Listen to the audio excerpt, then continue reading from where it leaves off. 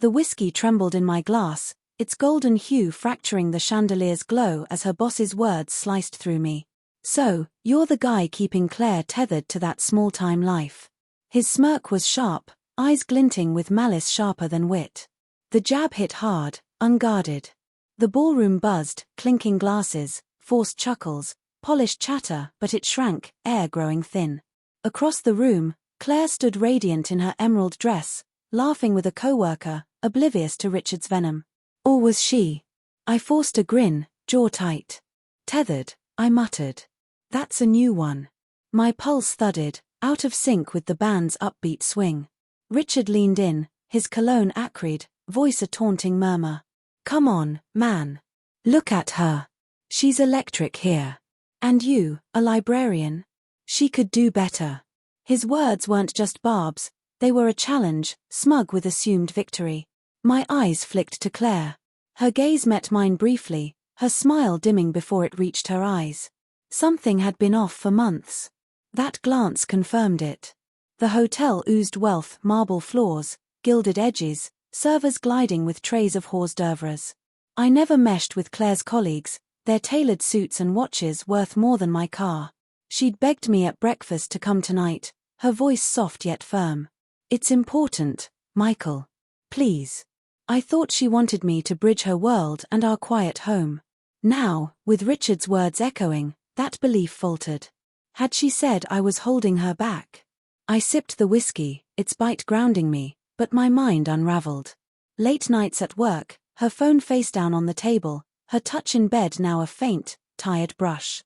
I'd blamed stressed deals, deadlines. But Richard's sneer burrowed deep, unshakable.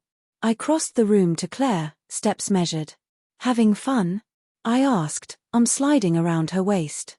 She tensed, then leaned in, her familiar perfume now stifling. "Just work." "Networking," she said breezily, eyes darting away. The coworker, all slick hair and smug grin, gave a curt nod before leaving. His hand grazed her arm as he passed, and something in me knotted.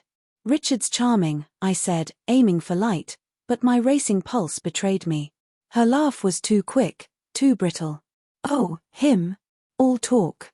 She sipped her wine, leaving a crimson stain on the glass. I wanted to believe her, to let it go, but the air between us was heavy, like the stillness before a storm breaks. "He said I'm holding you back," I whispered. Her eyes flickered guilt, fear, before she masked it with a strained smile. "He's a fool, Michael.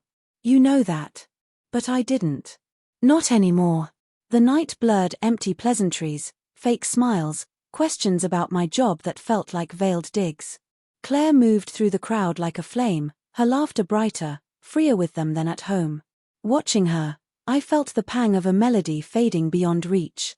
At home, silence swallowed our house, amplifying every doubt.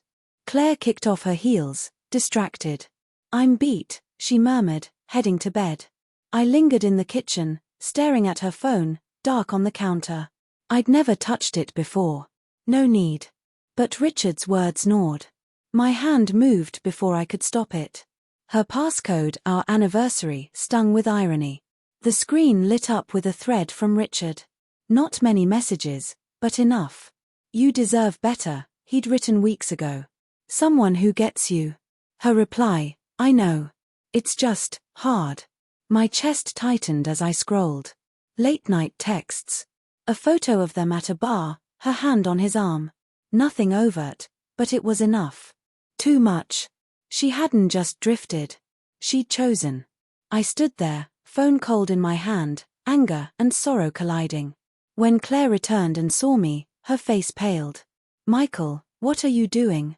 Her voice was a broken whisper, already knowing. "You tell me," I said, holding up the phone. My voice cracked despite my calm. "What is this, Claire? What are we?" Her mouth opened, shut. Tears brimmed. "It's not what you think. I was unhappy.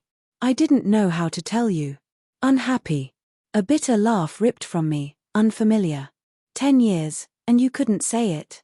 The kitchen walls closed in, her silence suffocating. She didn't deny it. Didn't fight. Just stood there, crying softly, her guilt a weight I could feel. I managed one raw question. Why? Her answer cut deeper than the texts. Because you're safe, Michael, and I wanted more. The words landed, brutal and final. Memories flooded, mornings with her head on my chest, vows whispered in the dark, plans woven together. All of it collapsed.